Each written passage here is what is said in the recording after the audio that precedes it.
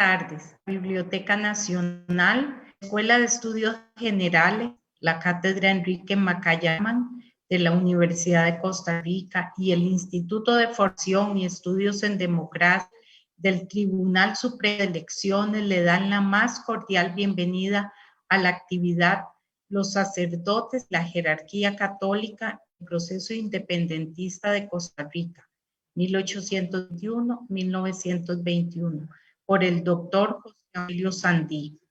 Esta es la 16ª actividad del ciclo Camino a la celebración bicentenario de Centroamérica. Agradecemos al doctor José Aurelio, al doctor Mir de la Cruz y a la máster Carolina Mora, gestores de este proyecto, a Iliana Aguilar, directora del IFET, y a los funcionarios del IFET y de la Biblioteca Nacional que nos apoyan con la logística de la actividad. Un especial agradecimiento a todos ustedes que nos acompañan y a los que vean esta actividad en diferido. También los invitamos a accesar todas las conferencias anteriores. Están en el Facebook Biblioteca Nacional Costa Rica y en el canal de YouTube del Tribunal Supremo de Elecciones. A continuación le doy la palabra al doctor Mir de la Cruz. Muchas gracias. Muy buenas tardes a todos los que nos acompañan y nos siguen en esta actividad tan importante convocada en el escenario de la Biblioteca Nacional. A nombre del ciclo de conferencias que lo hemos titulado Camino al Bicentenario de la Independencia de Centroamérica, en colaboración con la Cátedra Libre Enrique Macaya Alamán de la Escuela de Estudios Generales de la Universidad de Costa Rica, es para mí un verdadero honor contar hoy con la participación del joven historiador José Aurelio Sandí.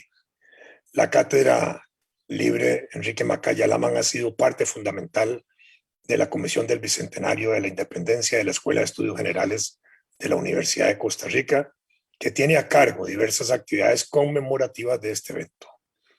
En esta aventura académica nos hemos ido aliando con varias instituciones estatales como la Biblioteca Nacional y el proyecto Camino al Bicentenario de la Independencia, por lo que agradecemos nuevamente a la directora de la Biblioteca Nacional, Laura Rodríguez, el apoyo que ha dado a esta actividad, al acogimiento que le ha dado, a brindar el escenario de la Biblioteca Nacional en ese sentido.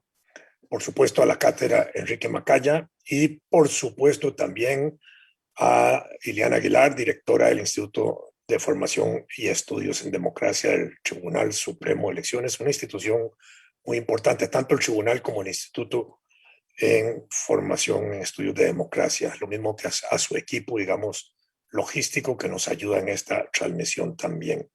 Esto es una invaluable colaboración para una actividad como esta.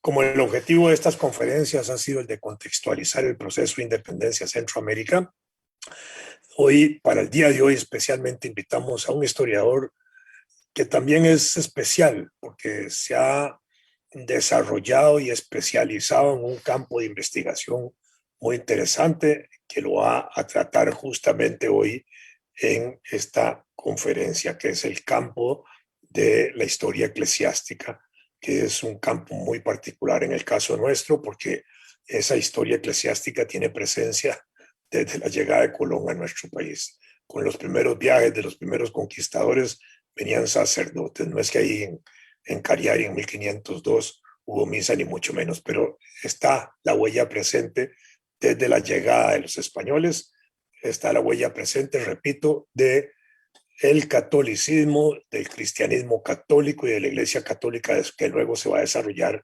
en el propio continente y que durante el periodo de la conquista de la colonia juega su papel, pero que también lo juega durante el periodo de la independencia, y de esto nos va a hablar hoy justamente este joven historiador José Aurelio Sandí Morales. José Aurelio es un especialista en historia con énfasis en el poder y el control social. Es graduado de la Universidad Nacional de Heredia y tiene un doctorado en historia contemporánea de la Scuola Normale Superiore de Pisa, Italia, del 2017, su doctorado. Tiene varias publicaciones, algunas de ellas en libros historiográficos, esos estudios historiográficos de Monseñor Til, el segundo obispo más importante del país en el siglo XIX, incluso participó de la logia masónica. Compilado este estudio con Fray Bernard Rojas, también Estado de Iglesia Católica en Costa Rica en el periodo 1850-1920, en los procesos del control del espacio geográfico y la creación de un modelo costarricense. Ha publicado también una buena cantidad de artículos, entre ellos las leyes anticlericales de 1884 en Costa Rica, una relectura desde otra perspectiva. Leyes que llegaron prácticamente hasta los primeros meses de la administración de Rafael Ángel Calderón Guardia, cuando por iniciativa de este presidente se derogaron en la práctica y fue ejecutor de esa derogación el licenciado Luis Demetrio Tinoco, que era el ministro importante de Educación de Calderón. Tiene el artículo Costa Rica en la geopolítica de la Santa Sede, la representación papal en Centroamérica en el periodo 1908-1936 y la Carta Pastoral del Justo Salario, que creo que era la número 30, si no me equivoco, del intento de Monseñor Salabria por iniciar la doctrina social de la Iglesia Católica en Costa Rica en 1893. Este fue un trabajo hecho con Ana María Schroeder y fue un trabajo, esa carta pastoral, que fue una respuesta también a la encíclica Rerum Novarum, le provocó al obispo Til sus pleitos con el presidente Rodríguez de aquella época. Tiene un artículo también, don Marco Aurelio, el regreso a la educación religiosa a las escuelas públicas, una discusión entre liberales secularizadores y un obispo romanizado, que es el periodo ese de 1883 a 1892. Y con Jamie Trejos Salazar tiene un trabajo Anticlerical Laws en Costa Rica, que son las leyes anticlericales en Costa Rica, que fue publicado en el exterior. En la actualidad, Marco Aurelio coordina la actividad académica denominada el Bicentenario. Lo celebramos todos a 200 años de la independencia del Reino de Guatemala de España. Y también el proyecto de investigación titulado El apoyo de la Santa Sede y la Iglesia Católica Costarricense en el proceso independentista, la construcción de una identidad nacional y la consolidación del 15 de septiembre como fecha de la independencia patria, para hacer un análisis desde 1821 hasta 1921.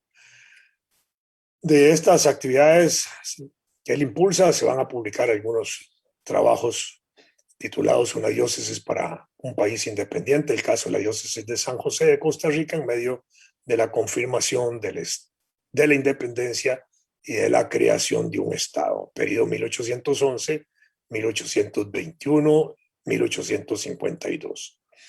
El respaldo, la legitimación y el uso del 15 de septiembre como fecha de fiesta nacional por parte de la jerarquía católica costarricense para el periodo 1850-1921 es otro trabajo de su producción intelectual.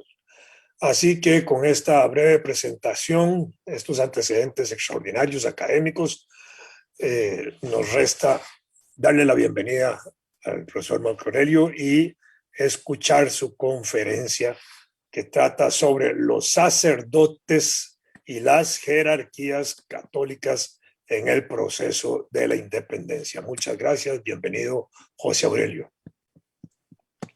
Bueno, muy buenas tardes, doña Laura, doña Iliana, don Vladimir, y buenas tardes a todos y a todas los que nos acompañan en esta transmisión. Muchas gracias por la invitación y por las palabras a la hora de la presentación.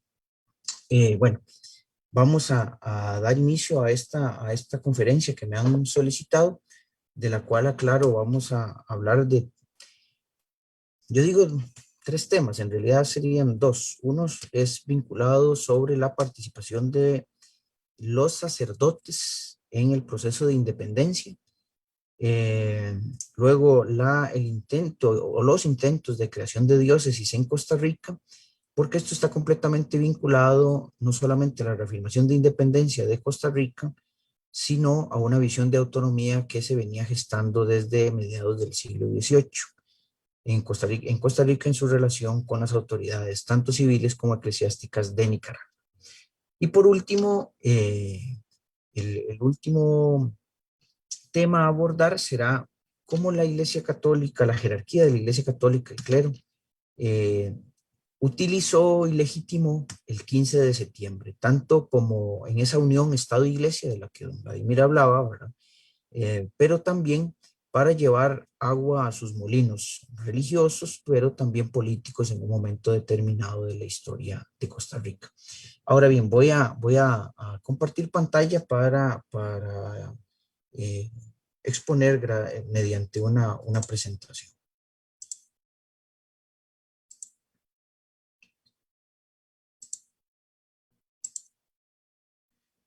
Bueno, no quiero iniciar sin antes dar las gracias a la Escuela de Historia de la Universidad Nacional, de la cual soy parte, y ellos han sido los que de una u otra manera me aprobaron estos proyectos de investigación, estas actividades académicas, y es gracias al auspicio de la Universidad Nacional y en su acepción de la Escuela de Historia que esto se lleva adelante. Eso no quiero que pase desapercibido.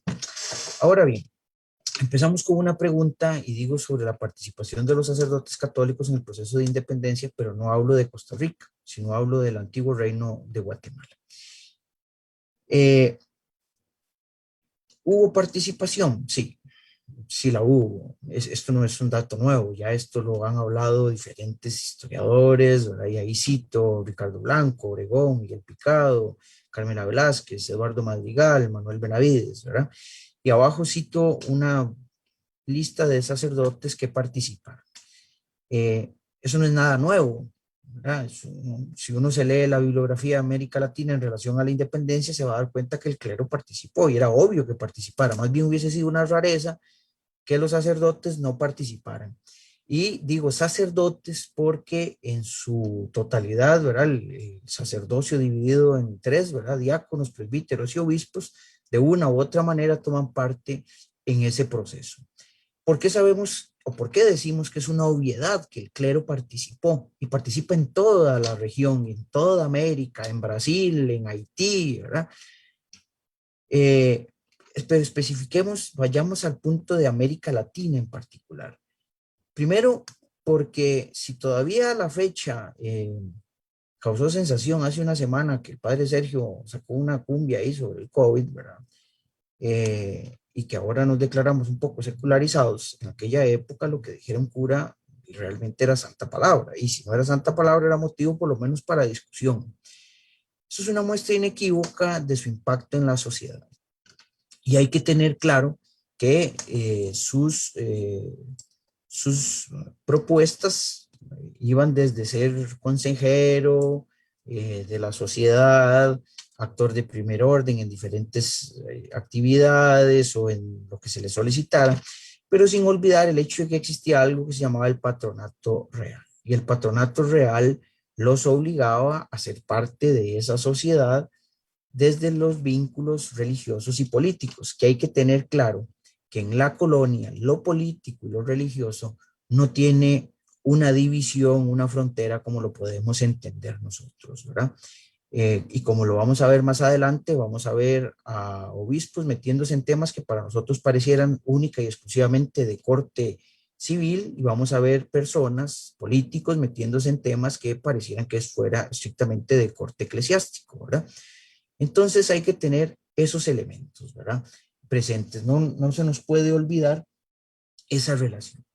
De igual manera, hablo del Reino de Guatemala porque lo que sucede en Costa Rica, a veces los costarricenses tenemos esa mala costumbre de vernos diferentes al resto, de separarnos del resto de nuestra región, ¿verdad? Y eso no necesariamente es el modo para investigar y entender los procesos históricos. En el caso del clero, hay que tener claro esa participación, ese elemento de unión y relación, porque el obispo que tenía injerencia sobre lo que nosotros conocemos como la Costa Rica colonial, ¿verdad? Ese es, el obispo residía en Nicaragua, tenía su sede, su sede episcopal en la ciudad de León, ¿verdad? Entonces, ahí hay un vínculo en ese sentido religioso, pero no es solamente religioso. El vínculo, la dependencia de Costa Rica con Nicaragua, con las autoridades de León, venía también desde lo político, lo económico, entre otros aspectos. El caso de hoy es centrarnos en la cuestión estrictamente religiosa. Históricamente se ha planteado que, bueno, en un momento determinado en la historiografía liberal plantea que el clero se acomoda nada más para el lado anti-independencia, ¿verdad? Porque los católicos son monárquicos y entonces iban en contra de la independencia. Con el pasar de los años las cosas empezaron a cambiar, la historiografía empezó a presentar otras visiones, ¿verdad? Y empezamos a tomar en cuenta que el clero participa en dos escenarios, participa en dos elementos que se dan en ese momento. La visión realista, el no separarse de España, y la visión republicana, pero eso tiene que ser visto y matizado. No es tan simple decir que unos agarraron para un lado y otros agarraron para otro. Pareciera que resulta lo más sencillo decir lo siguiente. Existieron realistas, como el caso de Nicolás García Jerez, el obispo de Nicaragua y Costa Rica, ¿verdad?, que da directrices al clero para que no tomen parte del proceso de independencia, ¿verdad?, que se queden unidos al rey. Recuerde que al obispo lo nombra el rey, eso es parte del patronato. Y entonces, pues es obvio que uno lo que espera es que el obispo defienda a quien lo puso en ese lugar. Y para cerrar esa hipótesis, presentamos el caso de Jacinto Maestre, el doctrinero de Barba, quien dice que él no le va a dar a nadie el sacramento que haya jurado o proclamado la república, a no ser de que esté en rigor mortis, ¿verdad?, que se esté muriendo, si no, no le va a dar. Y de ahí, con eso pareciera que construimos la historia y decimos que sí, que existió un clero realista y se acabó. Y luego existieron otros que fueron republicanos, y ahí les cito algunos. En la Junta de Delegados de los Ayuntamientos está Juan de los Santos Madrid, que es el que tenemos en esta imagen, está Miguel de Bonilla. En la Junta de Delegados de los Pueblos aparecerá de nuevo Juan de los Santos Madrid por San José, Nicolás Carrillo, Manuel Alvarado y los demás que aparecen ahí. Y entonces dividimos la historia entre blancos y negros y se acabó, no más. El problema es que no podemos entender así la historia o el proceso de independencia y la participación del clero en este proceso en particular. Es una cuestión más compleja, es algo que lleva un mayor detalle. En primer lugar, hay que tener claro, para el caso de Costa Rica, y esto ya lo ha ido dejando claro otros investigadores, aquí no estamos hablando única y exclusivamente, fui yo el que lo encontré, esto lo han tratado otros historiadores. Sí hay que dejar claro antes de seguir que, por ejemplo, en Costa Rica no existe un trabajo que hable sobre la Iglesia Católica en su totalidad en el proceso de la independencia. Existen trabajos que hablan sobre sacerdotes en la independencia. ¿A qué me refiero con esa diferencia? Es que no son lo mismo, ¿verdad? O sea, los sacerdotes son parte de la Iglesia Católica, pero no son la totalidad de la Iglesia Católica, están los laicos, ¿verdad? Y por ejemplo, ¿cuál fue la posición que se tomó? Y esto es un insumo que ha ido desarrollando y lo ha hecho Verónica Jerez en sus trabajos sobre las cofradías. ¿Cuál fue la posición que tomaron los laicos, llamémoslo así, en torno al proceso de independencia? Hay un punto, ya teniendo esto claro, entonces tenemos presente que tenemos que ir no solamente a fuentes primarias, sino a diferentes trabajos que han hecho diferentes historiadores, diferentes estudiosos del periodo, para comprender cómo fue que se llevó adelante. Y aquí les cito algunos: Ricardo Blanco, José Daniel Gil, Víctor Hugo Acuña, Manuel Benavides, han dejado claro que la élite costarricense, entre comillas, costarricense, porque no existe lo que hoy entendemos como costarricense en la colonia, eso es un tema un poco más amplio, ¿verdad? Si me pongo a explicarlo, se me va el tiempo que me dieron, pero hay que tenerlo claro. Pongo lo de costarricense porque eran los que vivían en Costa Rica. El término preciso como ellos se identificaban era más bien los costarricas, pero bueno.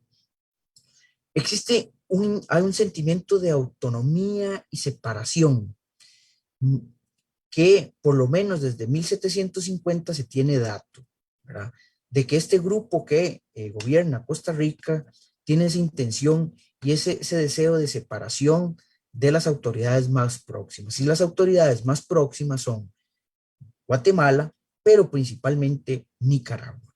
Las causas son variadas, hay causas desde muy, muy antiguas hasta causas muy, muy recientes para aquel periodo, ¿verdad? El problema del dinero, por ejemplo, el problema de cómo gobernarse, ¿verdad? Y, por ejemplo, vamos a ver otro elemento que tenemos que tener presente.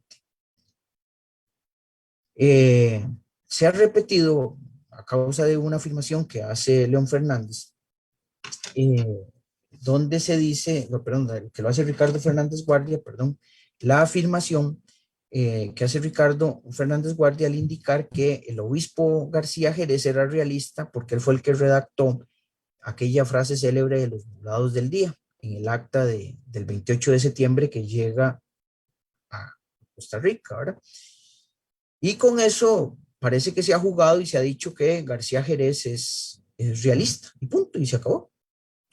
El problema es que la referencia que hace Ricardo Fernández Guardia es a un documento, ¿verdad?, publicado por León Fernández, que es la carta de la Diputación Provincial, donde dice que ahí se ve esa visión realista. Pues en esa visión realista de la que habla León Fernández, no aparece en ningún momento el nombre de Nicolás García Jerez. Hablando, por ejemplo, con Manuel Benavides, que ha trabajado los archivos y lo que yo he investigado, no hay un dato específico que nos diga que García Jerez era realista a destajo. ¿Qué quiero decir con esto? Quiero llegar a un punto fundamental. El clero, como las personas del momento, se van a mover según circunstancias del momento. Y no es solamente un comportamiento exclusivo del clero, eso lo hará la población en general. Dependiendo de lo que vaya sucediendo, así nos movemos. El trabajo de Eliseth Payne sobre la revuelta en el 12 en Nicaragua deja claro la posición de Nicolás García Jerez en relación al orden establecido, a defender al monarca, eso está claro, es el obispo, a él lo nombra lo nombra el rey de España. Sería caso extraño si no se comporta de esa manera, pero en el 21 se adhiere a la independencia. Y luego en el archivo de la curia, por ejemplo, en Costa Rica, no hay necesidad de ir a Nicaragua. Tenemos donde en la caja 8, el folio del 330 al 332, donde Nicolás García Jerez exhorta al clero a jurar la independencia conforme el plan de Iturbide. Entonces, ¿por qué con eso no decimos que García Jerez es independentista?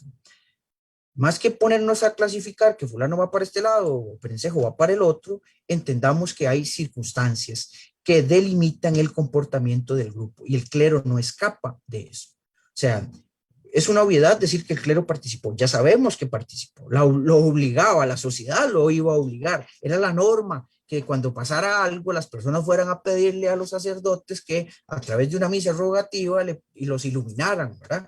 Eso está en la independencia también. Cuando pasaba una peste, iban ahí al cura para que hiciera una misa a ver si la peste pasaba, ¿verdad? Ahora bien, como les dije, no responde a una cuestión estrictamente, ese comportamiento de circunstancial, ambivalente, no responde única y exclusivamente a una posición del clero, responde a la sociedad en general. Y los casos específicos, por ejemplo, en Granada, después de la revuelta del 12 y las represalias que se tomaron, que se los llevaron arrestados hasta Guatemala, y hay descripciones que los llevaron con grilletes, cadenas y jalados por mulas y demás. ¿Qué pasa si la independencia no se da? 200 años después ya sabemos lo que pasó, pero 200 años después.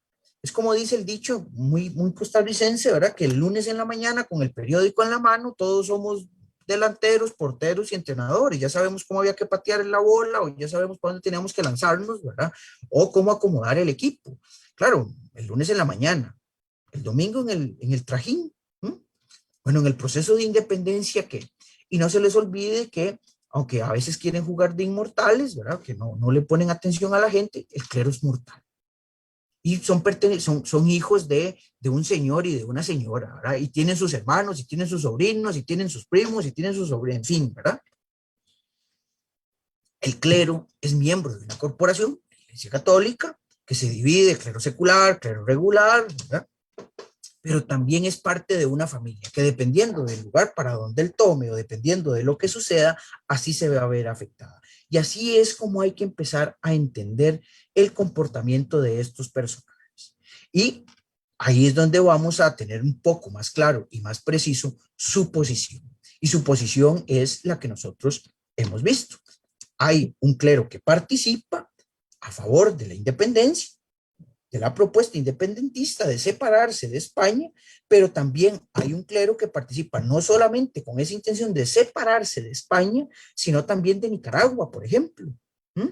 El hecho de no querer unirse a México. Hay otro clero que se opone, llamémoslo así, realista, si se quiere llamar de un modo, ¿verdad? Que quiere seguir la unidad con el rey, porque hay que entenderlos. Luego hay otro clero que es el MAS, que no dice absolutamente nada. Me puse a hacer un listado, a levantar un listado de los sacerdotes que habían, y según yo me iba a encontrar unos 30 padrecitos, me voy encontrando, llevo ya una lista bastante amplia, ¿verdad?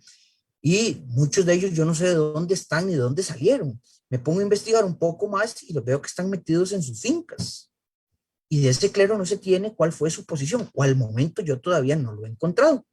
Por ende, esto es un trabajo, como se los digo, todavía por desarrollar. Ahora bien, aquí es donde nosotros, y lo repito, debemos dejar de hablar de Iglesia Católica y hacer referencia a los sacerdotes y irnos, perdón, uno a uno. Es un trabajo realmente complejo, porque no podemos hacer a destajo y decir, fulano, perencejo y mengano agarraron para este lado, sutano y este y el otro se fueron para aquel otro lugar y vámonos para adelante. Hay un caso específico que lo cita, por ejemplo, un trabajo que hace la profesora Carmela Velázquez, que es el del guardián del convento en Cartago, el fraile Rafael de Jesús Jiménez. Le dicen que tiene que jurar, ¿verdad? Viene la independencia y demás, tiene que jurar. Y su respuesta es a derecho. No, yo me tengo que esperar a que me llegue la comunicación de mi superior. Aquí no hay ninguna mentira. Pero también hay que ser un poco malicioso y entender que está jugando con todo. Uno, es cierto, él tiene que esperar a que su superior le diga, él no se manda solo, es parte del clero regular, pertenece a una orden específica. Pero también, ¿qué pasa si la independencia no se cuaja? ¿Yo para dónde agarro? Entonces, hay que tener claro, si este bando pierde, ¿cómo hago yo para defenderme? García Jerez lo hizo. Entonces, entendamos estas posiciones, ¿verdad? Y no decir a destajo si unos se fueron para un lado o otros se fueron para otro. Es una cuestión muchísimo más compleja y les presento otro ejemplo, ¿verdad? José Joaquín Alvarado, el Viernes Santo, aprovecha y les grita. Siempre cuento con ustedes para proclamar el imperio. No es una rareza, no es que el clero necesariamente sea imperialista. Es que es la lógica del periodo. Iturbide crea un imperio porque es la lógica del periodo, ¿no? ¿Qué hace Brasil? Cuando Brasil se independiza, lo que forma es otra vez su imperio, ¿no? La Santa Alianza, ¿qué es? ¿Qué es lo que está otra vez? ¿Qué fue lo que procuró la Santa Alianza? ¿Quiénes pertenecían en Europa? O sea, es la lógica del periodo. Entendamos eso. O sea, no es... O sea, preguntarse si participó, ¿no? Porque claro, obviamente que el clero participa en la posición, en el proceso de independencia. ¿Cómo es? Ahí está lo complejo. ¿Cuál es su posición? Vamos a encontrar otro caso, Juan de los Santos Madrid, ¿verdad? A veces un personaje muy oscuro en la historia de Costa Rica, al cual no se le ha investigado, ¿verdad? Va al Congreso Federal, ¿verdad? Cuando viene la propuesta de la República Federal Centroamericana, la visión de la Unión, ¿verdad? Y dice que el Estado de Costa Rica es el que en el día se halla mejor, más constituido, de manera que este Estado es objeto de envidia para todos los de por acá. Esto es una cita que tomo de un trabajo que publicó Víctor Hugo Acuña, ¿verdad? En una revista de historia, en la número 45, la revista de historia de la Universidad Nacional. Aquí tenemos 3 casos de sacerdotes con comportamientos específicos del periodo. Estamos. O sea, hay que dejar claro eso. Son diferentes posiciones, no actúan al unísono, no se van todos hacia la misma dirección. Que hay desobediencia por lo que hace, porque el obispo dijo tal cosa y los otros hicieron otra. Si lo quiere verlo así, pues podría verse como una desobediencia, pero hay que verlo como se los indiqué. Creo que la visión más clara para entender la participación del clero en el proceso de independencia es ver las circunstancias que los rodean. Hay que tomar en cuenta elementos de familia, elementos económicos, elementos políticos, elementos religiosos, para poder tener claro su visión de independencia. ¿Estamos? Entonces, eso es un poco cómo debemos de entender.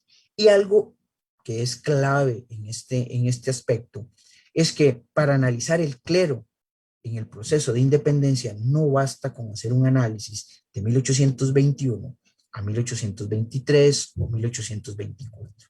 Hay que irse unos cuantos años para atrás para entender su visión, sus intereses y su lógica. Y eso es lo que pasamos a ver adelante. ¿Por qué? Porque aquí si hay una independencia política, ¿verdad? Si Costa Rica se independiza, también tiene que haber una independencia religiosa. Y la forma de llevar adelante esa independencia religiosa es crearle una diócesis a Costa Rica para que deje de tener una dependencia con Nicaragua, eliminar esa huella colonial de esa dependencia, valga la reiteración que hago, eclesiástica de Costa Rica a Nicaragua. Y vamos a encontrar que estos personajes que acabo de citar están vinculados en estos deseos de crear una diócesis, porque es un elemento fundamental para consolidar esta independencia. Ustedes me van a decir, pero es que la diócesis de Costa Rica se forma en 1850 y la independencia es en 1821. La independencia no empezó ni terminó el 15 de septiembre de 1821, primero. Eso es algo que hay que verlo muy, muy atrás, y la visión, la propuesta de creación de diócesis en Costa Rica no responde a un interés de Juanito Mora en 1849. Es, por lo menos, un proceso que data del siglo XIX desde 1811. Y ahí encontramos en los años de la independencia. Ahora, vamos a tener claro, ¿por qué hablé ahora del Reino de Guatemala? Porque la solicitud de diócesis, la visión de autonomía, la visión de separarse de esas autoridades que estaban, no es propia o exclusiva de Costa Rica. También lo vamos a ver reflejados con el caso de El Salvador, que depende de la arquidiócesis de Guatemala. Y entonces tengamos claro que la visión de Costa Rica de esa propuesta de tener una diócesis para confirmar su independencia no es exclusiva solamente de este país, no es exclusiva de esta unidad política. Te encontramos que El Salvador también lo hace. Y es una solicitud que vincula elementos, que fue lo que dije al inicio, el concordato y la lógica del periodo de la sociedad, que esto no estoy inventando nada, esto ya es materia antigua, materia vieja que se ha dicho y se ha explicado. No hay esa separación entre lo social, lo religioso, lo político, ¿verdad? Es parte de esa sociedad en la que está inmersa.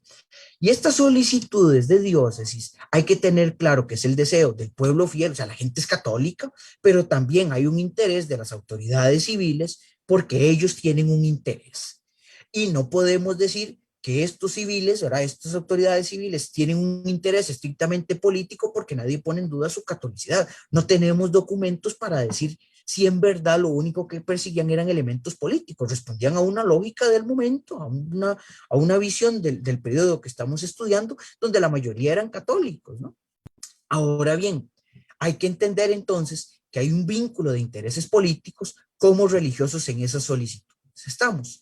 Y en una clara alusión de que cuando se habla de independencia, la independencia es esa autoridad inmediata, El Salvador de Guatemala y Costa Rica de Nicaragua, no independencia de Roma.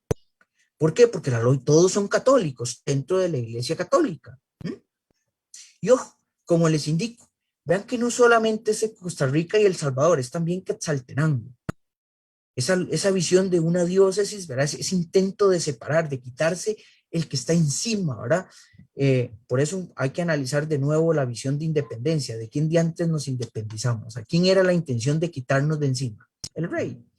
El rey estaba muy largo y un trabajo de José Antonio Fernández Molina deja muy claro que habla sobre el clientelismo, ¿verdad? En tiempos de José Perea y otros gobernadores a finales del siglo XVIII y principios del 18 y principios del XIX, deja claro que eran muy leales al rey, porque el rey estaba muy largo. El problema era la autoridad inmediata. En El Salvador eso se viene solicitando desde 1786 y en Costa Rica vea lo que indican, para que esto no se nos olvide. En 1811 se le envía a Florencio Castillo, que va a ser el diputado ante las Cortes de Cádiz, un documento para que gestione la diócesis en Costa Rica. Y uno de estos documentos decía lo siguiente: sería muy importante en esta dirección y permitiría también que muchos de los dineros recogidos por medio de los diezmos se invirtieran en la misma provincia. Hay un problema económico, los diezmos pasan a Nicaragua y Costa Rica necesita contante. Estamos hablando de 1811, perdón. Ya estaba la factoría de tabaco, ya Costa Rica, eso le va a permitir un crecimiento a una ciudad muy importante que se llamaba San José ya, y que va luego a ser la capital del país independiente, pero vea que aquí hay un interés económico. Si hay intereses religiosos, la intención de los diezmos es que se queden aquí. Y vea que de una vez deja claro para qué, para que se inviertan en esta provincia. Luego aparecerá la propuesta de 1820 que debe de ser entendida en esta misma lógica. El Salvador, y esto lo pongo como ejemplo, vea lo que pone, hay una falta de visitas de los obispos a la provincia y al estado, ahora que deparen necesidades religiosas, argumenta que hay el suficiente dinero a través de la producción de añil, tabaco, azúcar, algodón y las famosas ferias de San Vicente y San Miguel, ¿verdad? Problemas con el clero, problemas con la gente, ¿verdad? Problemas con el clero secular, el clero regular, personas que viven en desorden y corrupción, decía Pedro Cortés y Larraz, un obispo que va a visitar El Salvador y dice que sería bueno que aquí se haga un obispado porque curiosamente donde hay sacerdotes, los problemas de alcoholismo, aparición de niños sin padre conocido, ¿verdad? Decrecía por el control. Y esto El Salvador, ante la independencia, ante estas necesidades, ante la lógica de ser herederos del patronato, crea la diócesis del Salvador. La creación mediante un decreto civil. Y esto tenemos que tenerlo claro porque Costa Rica va a proceder de la misma manera. Por eso le digo, hay que verlo en clave de la región, no solamente de Costa Rica. Y vamos a encontrar, por ejemplo, que Manuel José Arce y su tío, el presbítero José Matías Delgado y demás miembros de la Asamblea Provincial, declaran el 30 de marzo de 1830 la creación del obispado en El Salvador y nombran como ordinario o primer obispo de El Salvador a Matías Delgado y se declaran herederos del patronato. Y aquí es donde aparece otra señora, la que conocemos como la Santa Romana Iglesia. Y vemos aquí ya la interferencia de la Santa Sede en estos procesos de independencia. Costa Rica plantea lo mismo, ¿verdad? Empezará a argumentar que hay falta de visitas episcopales, las visitas de los obispos a la región. Esto va a generar montones de problemas, ¿verdad? Pero vea que otra vez en el 20, ve lo que indica. El único modo de hacer florecer en esta provincia el comercio, la industria y demás adelantamientos de que ha carecido hasta ahora y carecerá siempre que esté sujeta a la arbitrariedad de León, quien abiertamente se ha puesto a la separación del obispado y cuanto sea más útil y favorable. Aquí encontramos un vínculo, vea. Están hablando de que para que florezca el comercio, la industria y demás adelantamientos, que tiene que ver una diócesis. Para nosotros en la actualidad es algo irrisorio, algo ilógico, pero para la época no. Y es que están hablando de una cuestión específica, la recolección de diezmos, que usted me puede decir que eran pocos, que eran muchos, que en años se recogía mucho y en otros años se recogía muy poco, pero la intención es de que nos salga el dinero y se invierta acá. Y aquí, unido a este elemento económico, vamos a encontrar en un momento determinado también los intereses políticos, sociales y de una élite que está pugnando por ser ellos mismos los que ellos mismos, valga la redundancia, se gobiernan. Y ahí van a encontrar los argumentos, ahí se los puse, falta de visitas, los problemas constantes, ya empiezan el discurso de que Costa Rica es pacífica, Nicaragua es violenta, los caminos son intransitables, ¿verdad? Y ojo, esta visión bastante ilustrada, de ilustración española, ¿verdad? Que es muy católica esta ilustración. Al existir un obispo en Costa Rica, este procuraría un mayor empeño en el fortalecimiento de la fe de los fieles, la civilización de los indígenas y la consolidación de la civilización de Costa Rica. Y Costa Rica ejecuta 2 veces la creación de una diócesis a través del elemento civil. Crea a través de su gobierno civil el 29 de septiembre del 25, nombra a Fray Luis de García, rehúsa el nombramiento, no pasa a mayores como el caso del Salvador, que sí generó un problema mayor entre El Salvador y la Santa Sede, pero luego por diferentes problemas y hasta inanición, el 12 de diciembre del 48, José María Castro Madrid crea la diócesis y nombra a su tío Juan de los Santos Madrid. Esto, cualquier cosa parecido a lo que había sucedido ya en El Salvador, es mera coincidencia. Ahora bien, entremos en una cuestión de independencia, maticemos la cuestión de independencia. Ahí ustedes lo pueden ver y no me voy a poner a repetir los argumentos, pero que están escritos y ustedes los pueden notar. Vea lo que hablamos nosotros, independencia. La independencia no es un proceso que se da de una ruptura total de todo y con todo. Y un ejemplo es el caso eclesiástico. ¿Por qué? Porque el patronato es algo que se le dio al rey. El patronato, perdón, se le da al rey de España. Ahora bien, si el rey de España ya no gobierna, ¿quién tiene derecho a ese patronato? En teoría, pues nadie, ¿no? Porque ya el rey no gobierna. Pero los poderes, en este caso El Salvador y Costa Rica, no ven la independencia como una ruptura total. ¿Por qué? ¿Qué es lo que dicen? Es que no hay una independencia religiosa, hay una independencia política, pero seguimos siendo católicos. Consecuentemente, la soberanía nos pertenece a nosotros y como soberanos nosotros tenemos derecho al patronato y por ende debemos de ejecutarlo. Podemos crear diócesis y enviar nóminas. Esperamos nada más que Roma nos envíe la confirmación de lo que nosotros estamos decretando. ¿Saben dónde pasó eso? Y pasó tal cual en Argentina, por ejemplo. Esos trabajos que ha hecho el profesor Roberto Di Stefano, que hace poco dio un curso para el IDELA aquí en Costa Rica, ¿verdad? En forma virtual, claro está. Pero Roma tiene otra lógica. Para Roma sabe que hay una nueva realidad y busca consolidar esa ruptura y crear un nuevo orden donde ella sea la que establezca ahora las reglas del juego en esto. Y aquí es donde encontramos la posición de la Santa Sede. Roma tiene claro desde el 22-23 que el rey de España no va a volver a ser rey de España, de América. Ya el rey ya no tiene poder. Lo tiene claro por lo que sucedió con la invasión de Morillo, ¿verdad? En el virreinato de Nueva Granada. Tiene claro con lo que pasó con Iturbide. Si uno va y revisa como que he tenido la oportunidad de revisar los archivos vaticanos y se analiza la correspondencia, por ejemplo, entre el imperio de Iturbide y lo que le llega a Roma, que le llegan hasta las constituciones y demás, Roma tiene claro de lo que está sucediendo. Pero tiene un argumento formal que dice que no puede reconocer a nadie porque el rey de España todavía no ha reconocido la independencia de sus colonias. Pero curiosamente, en una respuesta que le da a Guatemala sobre eso, en las primeras páginas le dice eso, yo no puedo porque el rey de España dice que va a volver, pero luego en páginas subsiguientes le dice lo siguiente, vea, nosotros estamos negociando con el embajador Sánchez de Tejeda de Nueva Granada, esperemos a ver qué sale de esa negociación y luego negociamos con usted.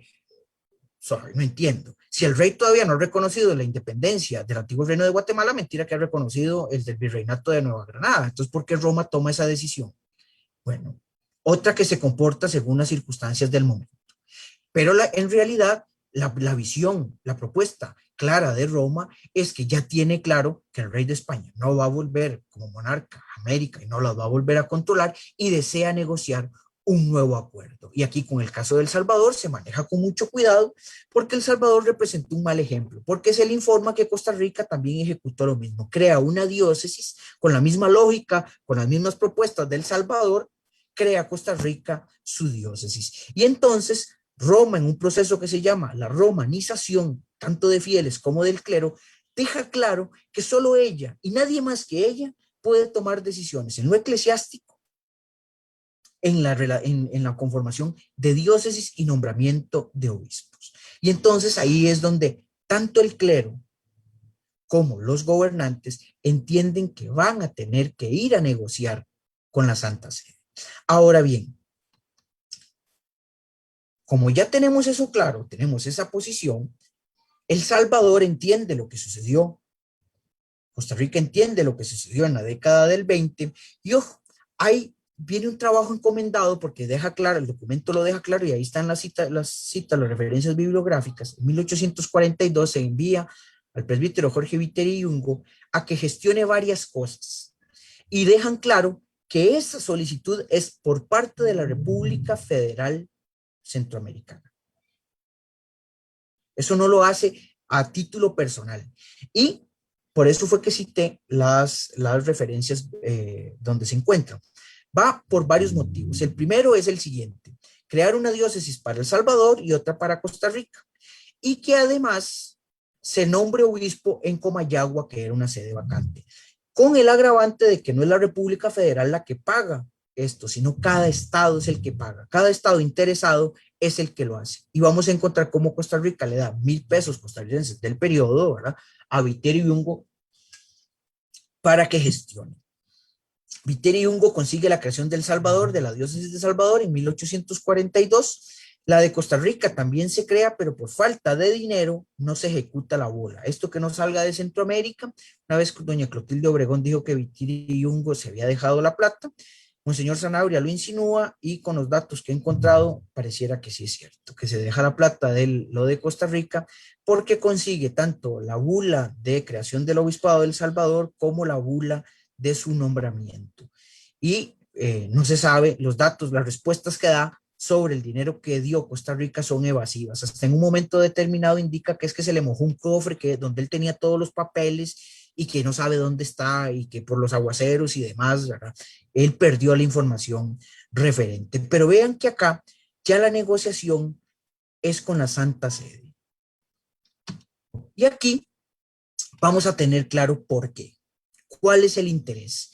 Es que hay una lógica de consolidar la independencia y los gobernantes del país independiente, Costa Rica, luego Estado, primero Estado, luego República, argumentan que no pueden ser de ninguna manera dependientes desde el punto de vista eclesiástico de Nicaragua. Por ejemplo, Carrillo ve la solicitud de la diócesis, la creación de la diócesis, como parte de un proceso que va a consolidar la independencia. Y esto Carrillo lo lleva adelante. ¿Cómo? Yo les pongo varios ejemplos. Evitar que los ambos mosquitos tomaran posesión de Moín y Selk Creek en la región del Caribe, luego cancela el monto que Costa Rica le debe a los ingleses y busca el reconocimiento de la incorporación del partido de Nicoya, que esto es un dato bastante importante que ahora lo vamos a analizar. Las solicitudes en tiempos de Castro Madrid en el 48, bueno, que se empezó desde el 47 y luego la de Juanito Mora en el 49-50, plantea esta cuestión de que Costa Rica y Nicaragua son dos familias completamente apartes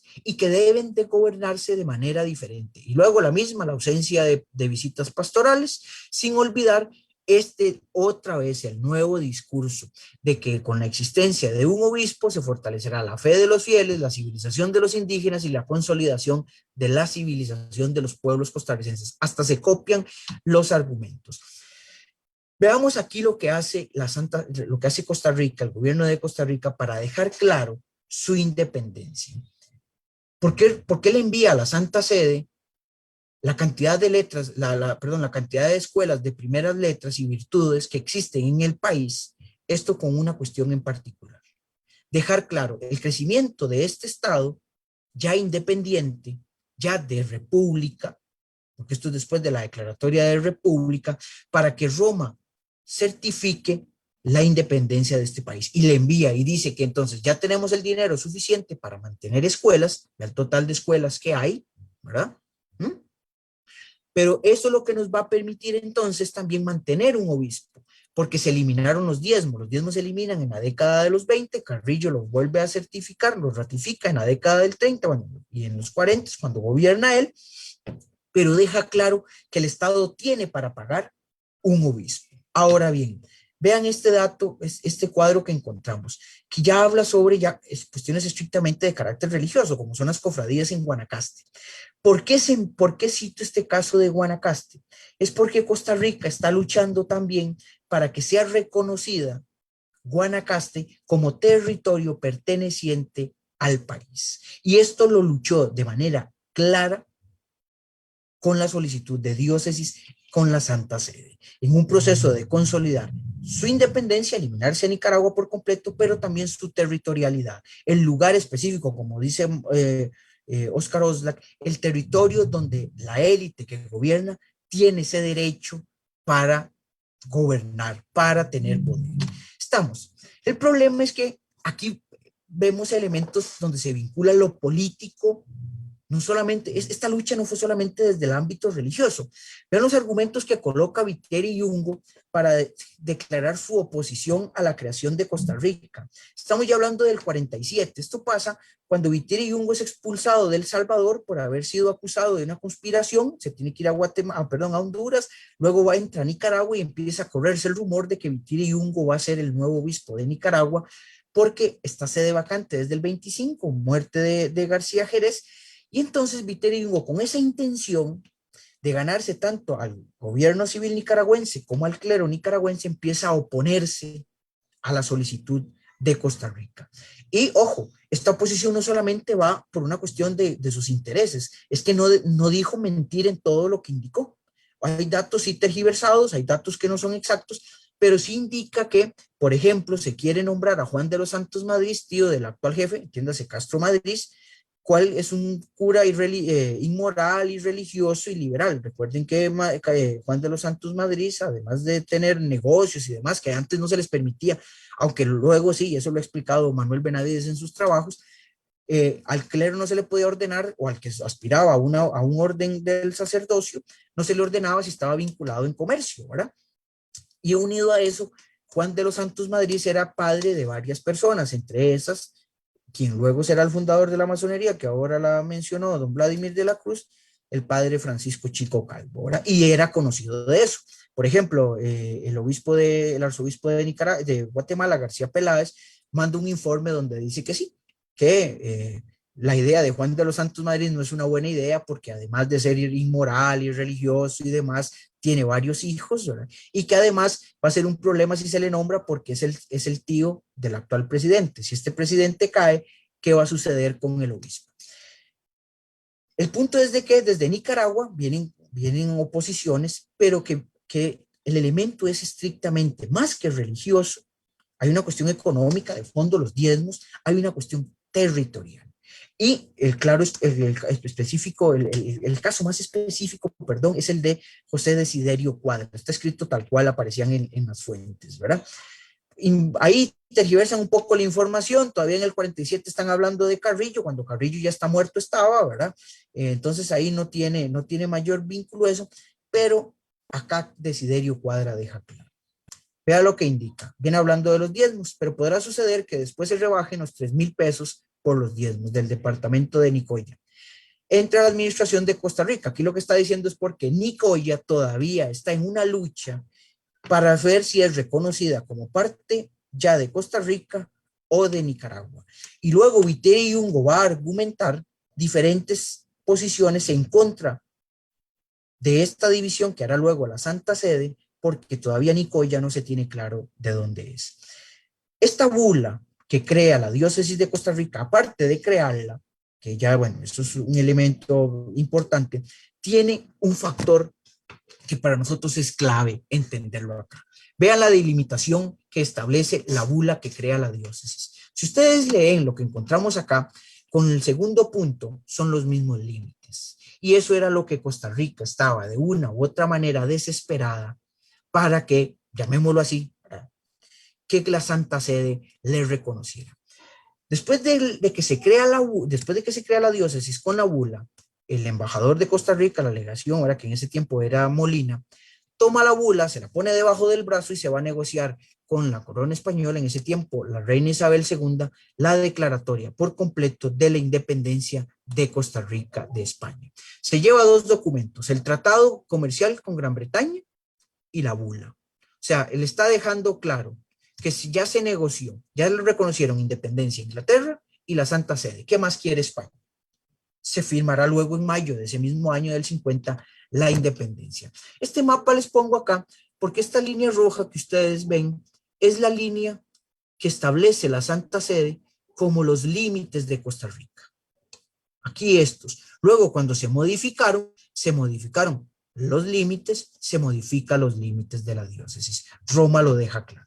La posición de Costa Rica, la posición del Estado, el nombramiento más, la creación más que un elemento religioso o exclusivamente religioso, se vuelve también en un elemento político. Es confirmar la independencia. Y vea lo que dice.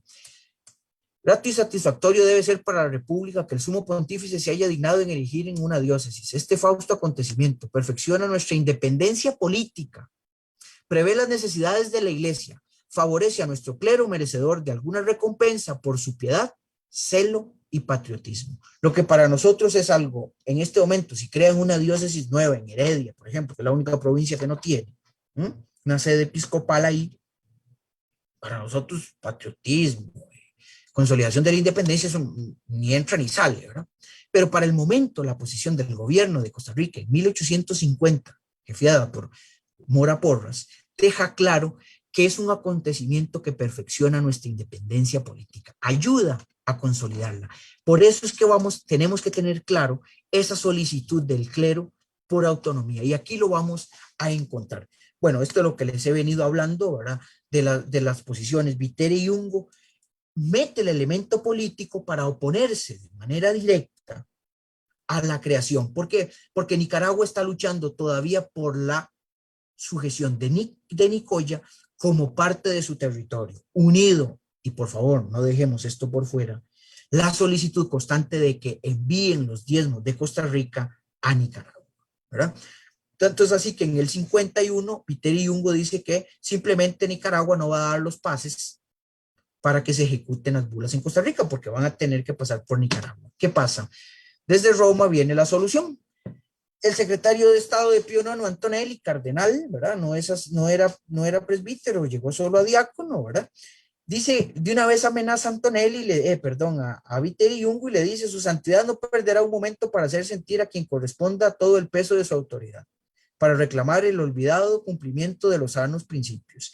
Y luego le dice que Costa Rica se crea como diócesis e incorpora a Nicoya. Si en un momento determinado la Nicoya pasaría a ser parte, o algún otro territorio pasaría a ser parte de Nicaragua, entonces Roma haría el cambio. Pero en este momento Nicoya pertenece a Costa Rica, consolida la incorporación y la independencia por completo de Costa Rica.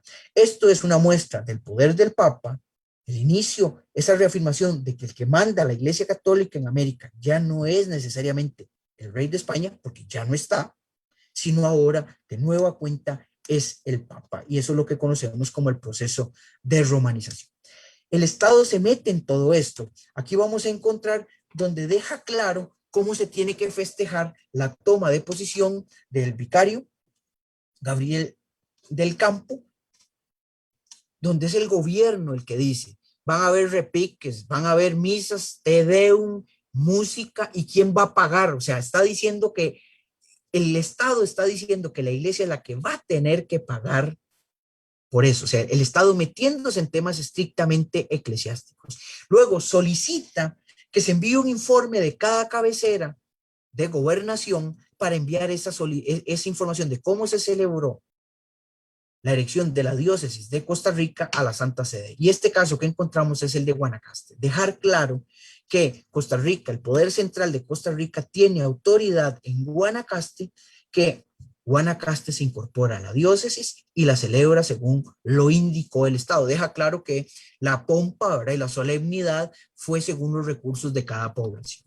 Ahora bien, viene algo que es lo más importante de lo que vamos a encontrar y lo que lo podemos vincular con el proceso previo y en la independencia. ¿Quién tiene que ser obispo de Costa Rica? La propuesta de Carrillo no nombra ningún sacerdote costarricense, nombra centroamericanos. Pero para 1850, consolidada ya la independencia, la declaratoria de República Independiente y Soberana de Costa Rica, no hay otra posibilidad que no sea un costarricense. ¿Por qué? Porque, como dice Monseñor Sanabria, hay que consolidar la visión de Costa Rica, que en Costa Rica gobiernan los costarricenses. Y una muestra inequívoca de ello es la propuesta del clero. Cuando se nombra a Gabriel del Campo como vicario, el clero residente en Costa Rica le envía ese documento, es un documento más amplio obviamente, donde le indica al arzobispo de Guatemala, dice: a la verdad, señor, que entre todos los individuos de este clero costarricense, uno de los que reúnen bastantes prestigio y las aptitudes necesarias es el presbítero don José Gabriel del Campo. O sea, es uno. Lo que están diciendo es claro: Él, pero hay otros. Pero otros del clero costarricense. El deseo del gobierno, Juanito Mora le dice al marqués de Lorenzana que el obispo tiene que ser Rafael del Carmen Calvo, hermano de su ministro Joaquín Bernardo Calvo, que él tiene que ser el obispo. Luego se conoce que el ejecutor de la bula, Francisco García Peláez, el obispo de Guatemala, el arzobispo de Guatemala, va a presentar otro candidato. Entonces, Mora le dice en otra carta, el gobierno de Costa Rica le envía otra carta a García Peláez, a Fernando de Lorenzana, y le dice, bueno, vean, si no queda este de titular, que Rafael del Carmen sea el obispo auxiliar. Y si no se da, entonces que el obispo sea o español o italiano, pero no ningún centroamericano. García Peláez presenta a Monseñor Llorente porque trabajaba en Guatemala, era el rector en ese momento del seminario, lo conocía. A Roma le llega toda esta información. Como dice, Roma lee y entiende los signos de los tiempos, tiene claro lo que sucede, hace caso a lo que el gobierno le pide y lo que el gobierno costarricense quiere, un costarricense como obispo, pero elige a Monseñor Llorente con una intención en particular, la intención de separarlo de cualquier conflicto político que se diera en ese momento. Se trae un costarricense de Guatemala y lo nombra como primer obispo de Costa Rica. Ahora bien, para terminar, repito, hay trabajos que han analizado esto, por en específico el trabajo de David Díaz sobre la creación, la consolidación y la fiesta del 15 de septiembre, su tesis de maestría, ahora que creo que ahora va a ser editado y va a salir de nuevo para estas festividades del 21. Vamos a ver el uso y la legitimación del 15 de septiembre como fecha de la independencia por parte de la jerarquía católica, y esto específicamente en sus publicaciones, participaciones y publicaciones. Como dije, si revisamos el trabajo de David Díaz, deja claro que desde 1821 la iglesia participa, eso ya lo hemos visto, pero cuando se empieza a conmemorar las fechas de la independencia, el clero toma parte y el Estado civil ve al clero, la iglesia, como un elemento fundamental. ¿Por qué? Porque ese vínculo, esa herencia colonial no se ha desaparecido. Existe el vínculo de la Eucaristía, el canto del Te Deum como se hacía en la colonia, solo que ahora en vez de hacer una misa en acción de gracias y un Te Deum por la juramentación del rey, por el nacimiento del hijo del rey, por el bautizo del hijo del rey, ahora se hace por la independencia. Esto quiere decir que entonces el clero católico no solamente participa en el proceso de independencia, yendo a uno o a otro lado, sino también en la consolidación, en la fiesta de esta actividad. Y lo hace desde diferentes maneras, con el pasar del tiempo. Por ejemplo, cuando se devela el monumento a Juan Santamaría en 1891, en algo que no estaba en el programa, se van a la iglesia. Monseñor Til es invitado y pareciera que sí lo tenía él como preparado, ¿verdad? Pareciera que a él sí le avisaron, da un discurso sobre Juan Santamaría. El 15 de septiembre, que yo sepa, no se celebra la campaña nacional. Ya eso es un tema que David lo ha explicado en su trabajo, cómo se vincula eso. Pero Monseñor Til vincula la independencia en su discurso, ¿verdad? En su alocución, vincula la independencia con lo que el acto heroico de Juan Santamaría. ¿Esto con qué lógica? Bueno, respalda lo que el Estado está llevando adelante. Esta unión no se desaparece. Y no solamente lo hace Til, lo hizo en su momento Stork, lo hizo en su momento Llorente, lo hizo en su momento Bruschetti, el delegado apostólico en tiempos de la vacante, lo hará Monseñor Castro, ¿verdad?, que participan de esos eventos. Y ahora vamos a encontrar un hecho importante, el primer centenario de la independencia de Costa Rica. El gobierno de la República le solicita a la jerarquía católica que participe en diversos actos vinculados al 15 de septiembre. Y la respuesta de la jerarquía católica es un sí rotundo. Lo hacen de diferentes maneras. Hay actividades religiosas, pero en celebración al 15 de septiembre que se dan en Puriscal, en San Gabriel, en Heredia. En Heredia hay un caso en particular.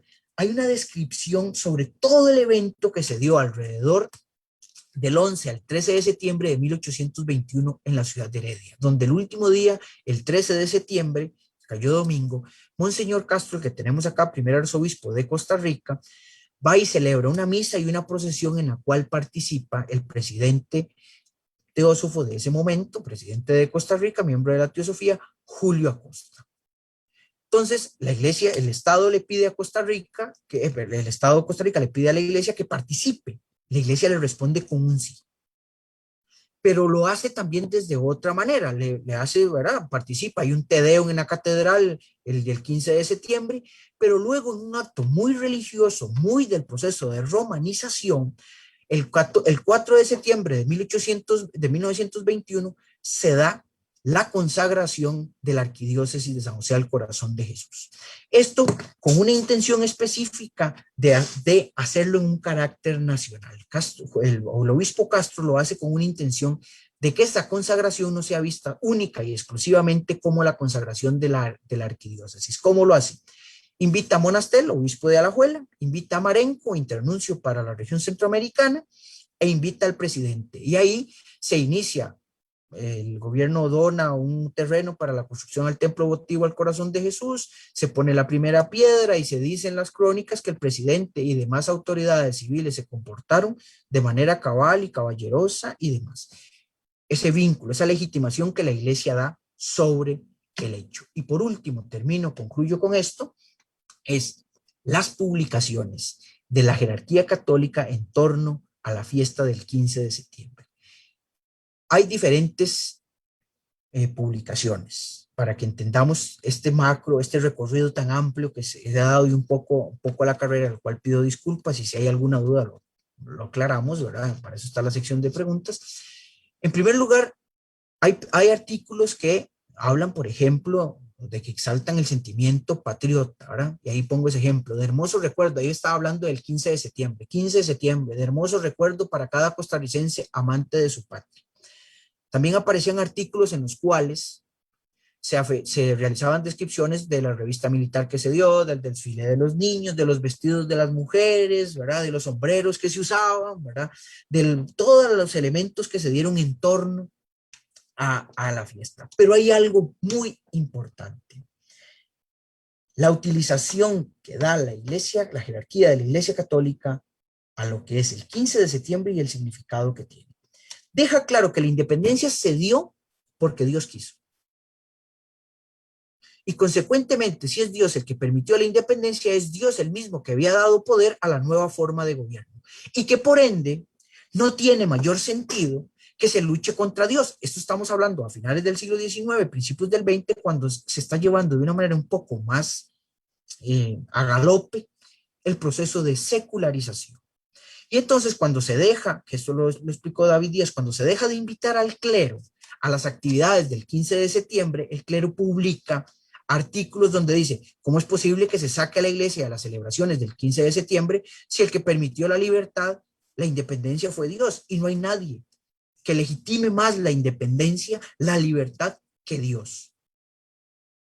Luego, en el periodo de la campaña electoral de 1893, cuando está el partido Unión Católica, el partido de los católicos, impulsado, creado por Monseñor Til, también aparecerán periódicos, también aparecerán publicaciones en las cuales se diga que este 15 de septiembre, en este marco de contienda electoral, hay que hacer caso a lo que dice la iglesia, porque nadie más que la iglesia sabe de qué es verdadera libertad y que no necesariamente es la visión de los liberales la que es correcta. Terminado esa coyuntura política, ¿verdad? Del partido como tal, vuelven ahora a un discurso más conciliador, específicamente a finales del siglo XIX y luego ya ha entrado el siglo XX, donde lo que se deja ver claro acá es esa relación en el ámbito local de unión y colaboración entre iglesia y Estado, el proceso de romanización del clero y de los fieles como parte de un proceso, de un freno a la secularización que se intentaba, y la consolidación, porque hasta el internuncio de la Santa Sede indica que Costa Rica es una muestra de una independencia, de una libertad bien conducida, que gracias a Dios este país tiene las características de paz, tranquilidad y progreso. Y entonces, aquí vuelve a aparecer Roma como ese elemento de unión, más que de lucha y fragmentación de la sociedad. Con esto terminaría. Muchas gracias. Les agradezco la atención y las preguntas si hay de eso.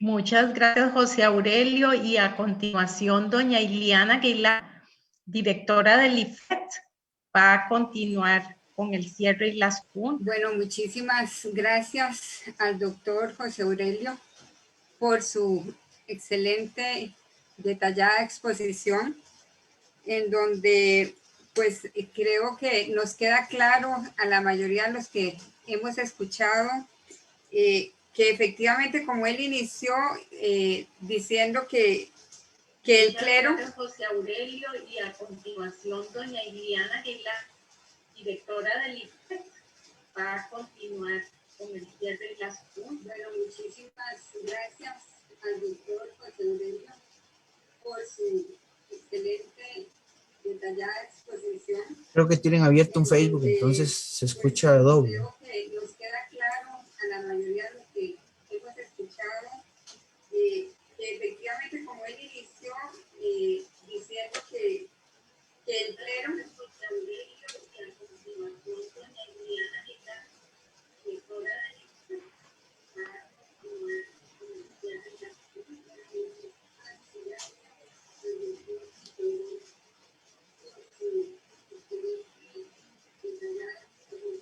Creo que tienen abierto un Facebook, entonces se escucha doble.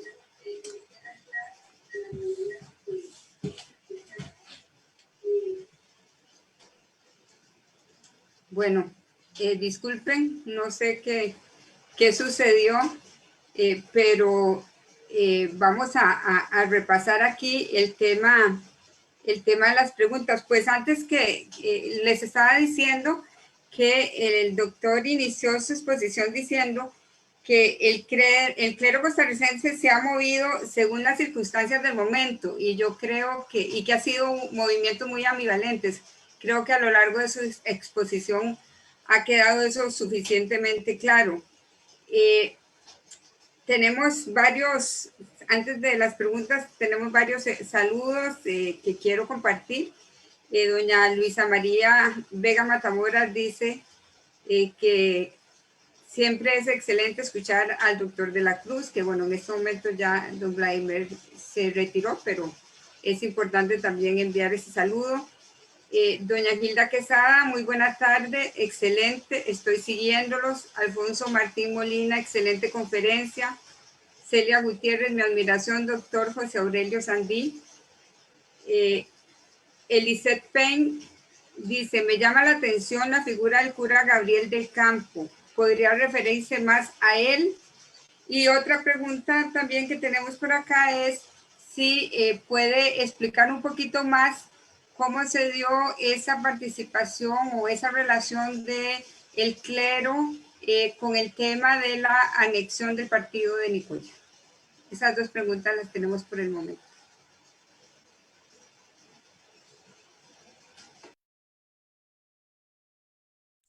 Bueno, la figura de Gabriel del Campo, ¿verdad? De José Gabriel del Campo es una figura poco estudiada, ¿verdad? Pero bastante significativa. Le toca cargar literalmente con ser el vicario capitular de la creación de la diócesis. A él se le escoge, lo escoge estrictamente el arzobispo de Guatemala, quien lo conocía, tiene datos sobre él, sabe o se fía de su figura, ¿verdad? Y lo nombra. lleva adelante su trabajo. Desde Nicaragua se escuchan voces disidentes contra él. Por ejemplo, Viteri Yungo escribe contra él y dice que va a seguir opuesto a la diócesis porque cuando se creó, cuando Gabriel del Campo estuvo, el gobierno lo secuestró, lo tenía, era un títere, en fin, ¿verdad? Gabriel del Campo trata de no aceptar el cargo que le pone el arzobispo, pero argumenta de que tiene un problema, tiene problemas de salud, igual no le queda otra más que aceptar. No aparece dentro de la nómina de los candidatos a obispo por dos motivos en particular. Uno, porque no es candidato de Juanito Mora. Juanito Mora, su candidato a muerte, ¿verdad? Como quedó claro, era Rafael del Carmen Calvo, ¿verdad? Él lo veía, y sin ningún temor puedo decir esto, como alguien a quien podía de una u otra manera, pues no manipular, pero sí tener cierta injerencia en su gobierno, porque su hermano, Joaquín Bernardo Calvo, es ministro de Juanito Mora, ¿verdad? Y es amigo de Juanito, ¿verdad? Eso nos confirma lo de la colonia. El clero es clero, ¿verdad? Los sacerdotes son sacerdotes de la Iglesia Católica, pero también son hermanos, también son hijos, ¿verdad? También son amigos. Y entonces, ¿verdad? Eso lo podemos ver, ¿verdad?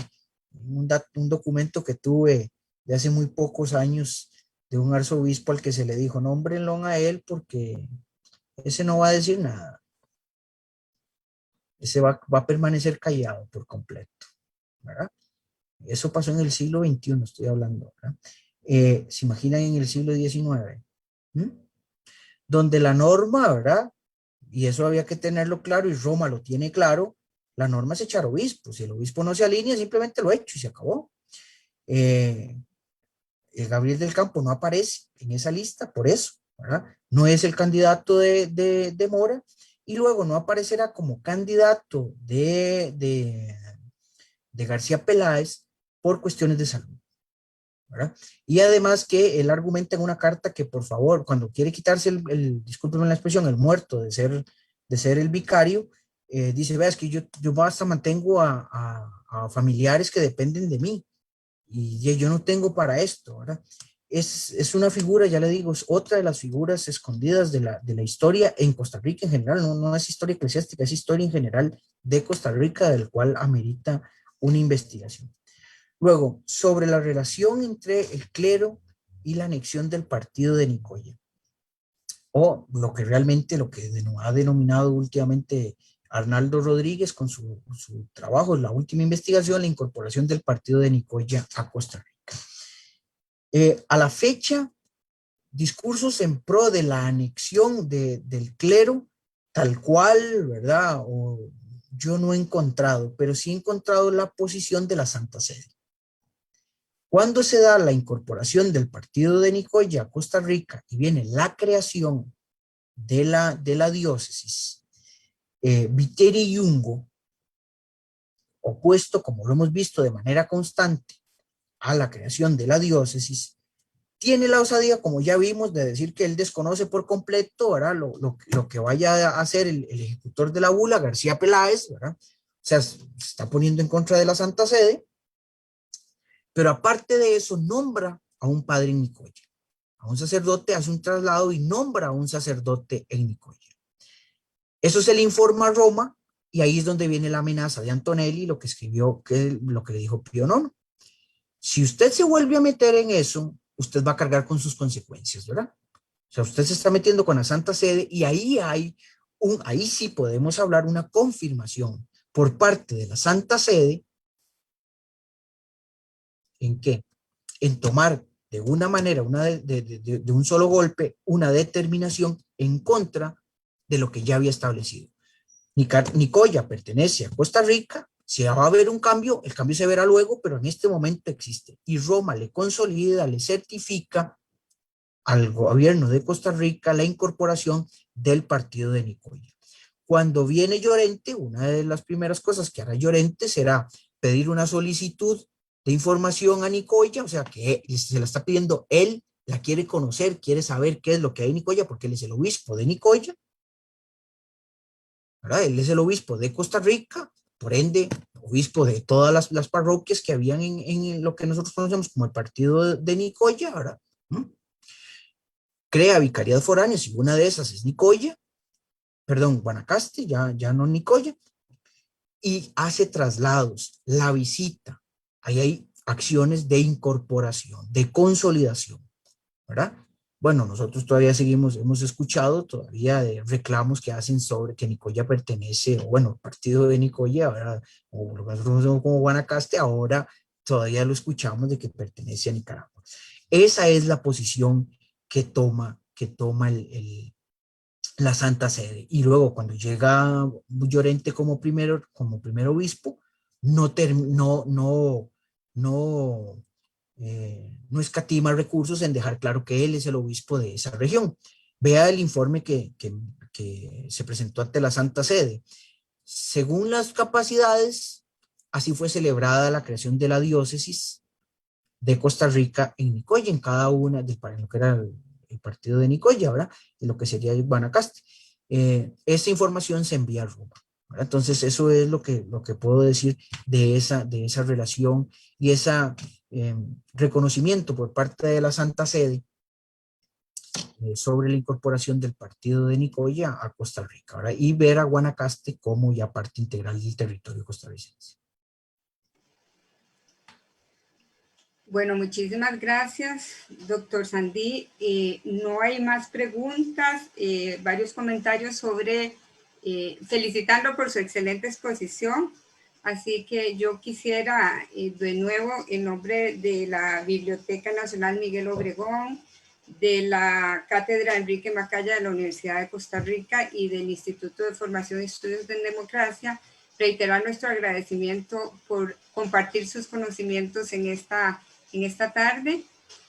A la vez a todas las personas que nos están siguiendo y que nos han seguido, invitarlos a la próxima actividad de este ciclo de conferencias en torno al Bicentenario, que será el próximo 17 de mayo y en la que contaremos con la participación del doctor Vladimir de la Cruz y el doctor Constantino Urcullo. El tema será el liberalismo político en la independencia. Así que pues nosotros seguimos enfocados en compartir este tema con todos ustedes. Es un aniversario muy significativo y es muy importante hacer ese recorrido que hemos estado haciendo sobre diferentes aspectos que atañen a nuestros 200 años de vida independiente. Reiterando nuestro agradecimiento, les deseo a todos muy buenas tardes y espero verlos de nuevo con nosotros el 17 de mayo. Muy buenas tardes, muchas gracias, doctor Sandí, gracias, Laura, gracias, doña Carolina Mora, don Vladimir de la Cruz. Un gusto saludarlos a todos. Bien, muchas gracias a ustedes y gracias a los comentarios de felicitación, se los agradezco de corazón y fue un gusto más bien para mí. Muchas gracias.